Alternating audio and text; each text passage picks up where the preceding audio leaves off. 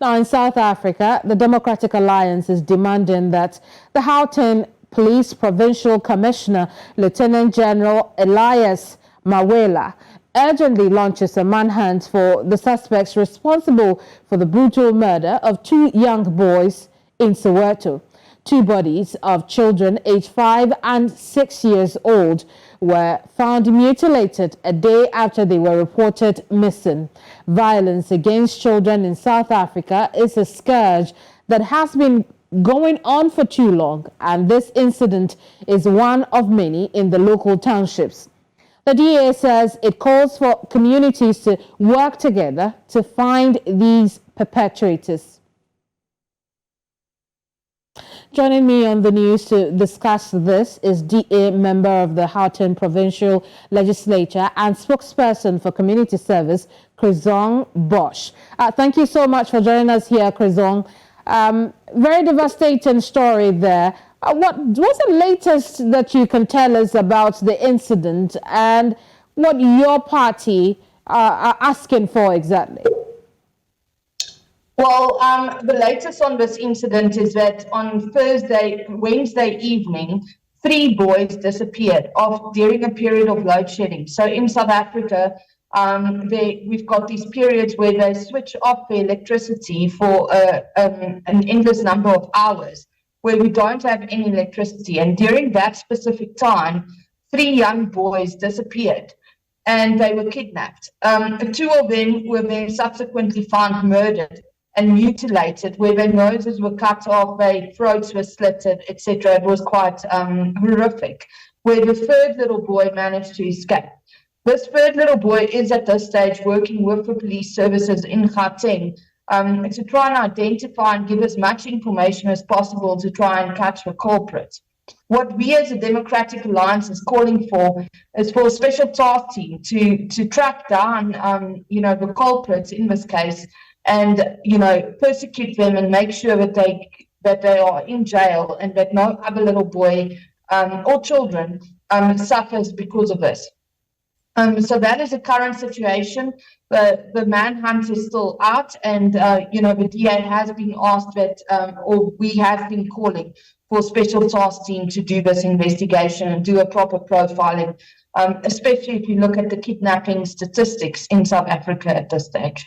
Which is what I want us to look at now, because children kidnappings in South Africa has become prevalent, and a lot of them are found dead and mutilated, like we see in the case of these young kids in Soweto. What could be the motive behind this, or what could be prompting these kinds of happenings?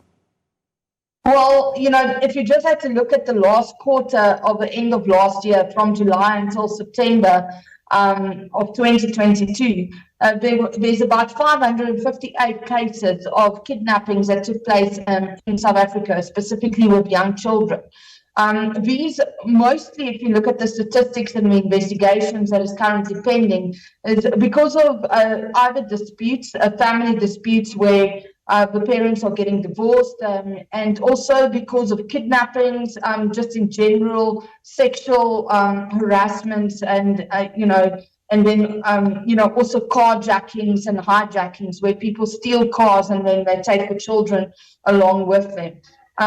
This needs to be addressed, but the problem is that there's so many dockets at this stage. There's about 300 dockets that is still under investigation of kids that was murdered and mutilated in the process.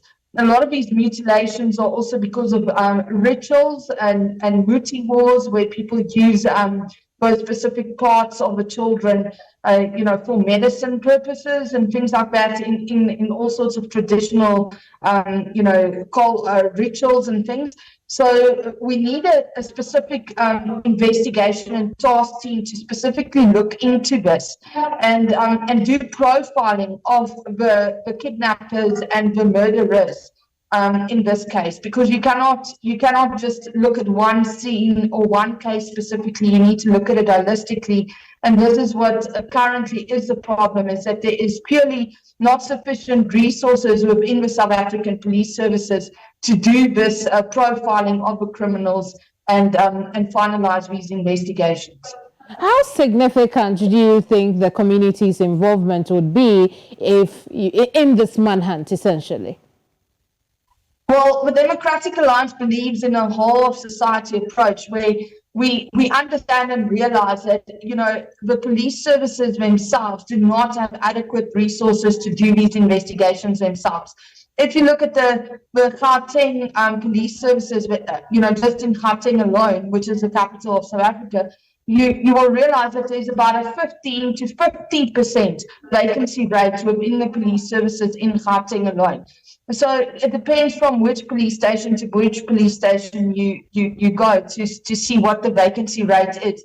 They also do not have sufficient physical resources, vehicles, people, equipment, and the knowledge to be able to do these profiling. And this is why it's important to ensure that you do get the involvement of the communities and the patrollers and the local neighborhood watchers so that they can give the information through to the police services so that they can finalize their investigations and take matters further. So we are very much dependent on communities to come forward with information. Unfortunately, a lot of communities, are fearful. They do not have the courage to come forward. They're scared of intimidation, further victimization, because a lot of these criminals are staying within the communities. But as a Democratic Alliance, we call on these communities to come forward and act like whistleblowers. Come anonymously, give us the information so that we can take the necessary action and finalize these investigations. Indeed, Crizane, we'll leave it here for now. Thank you so much for your time. Thank you very much.